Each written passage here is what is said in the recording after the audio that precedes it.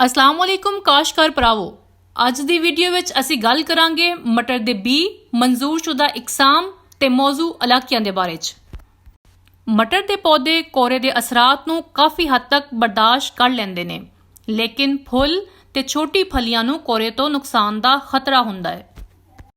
ਮਟਰ ਦੀ ਅਗੇਤੀ ਇਕਸਾਮ ਤੋਂ ਸਬਜ਼ ਫਲੀਆਂ ਲੈਣ ਵਾਸਤੇ ਕਾਸ਼ਤ ਦਾ ਮੌਜ਼ੂ ਤਰੀਨ ਵਕਤ ਅਕਤੂਬਰ ਦਾ ਪਹਿਲਾ ਹਫਤਾ ਤੇ ਪਛੇਤੀ ਇਕਸਾਮ ਤੋਂ ਸਬਜ਼ ਫਲੀਆਂ ਲੈਣ ਵਾਸਤੇ ਕਾਸ਼ਤ ਦਾ ਸਹੀ ਵਕਤ ਅਕਤੂਬਰ ਦਾ ਆਖਰੀ ਹਫਤਾ ਜਾਂ ਨਵੰਬਰ ਦਾ ਪਹਿਲਾ ਹਫਤਾ ਹੈ।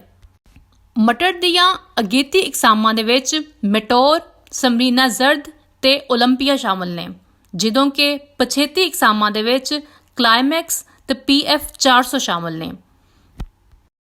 ਮਟਰ ਦੀ ਅਗੇਤੀ ਕਿਸਮਾਂ ਲਈ ਅੱਛੀ ਰੋਏਦਗੀ ਵਾਲਾ 30 ਤੋਂ 35 ਕਿਲੋਗ੍ਰਾਮ ਫੀ ਏਕੜ, ਜਦੋਂ ਕਿ ਪਛੇਤੀ ਕਿਸਮਾਂ ਲਈ 20 ਤੋਂ 25 ਕਿਲੋਗ੍ਰਾਮ ਫੀ ਏਕੜ ਵੀ ਇਸਤੇਮਾਲ ਕਰੋ।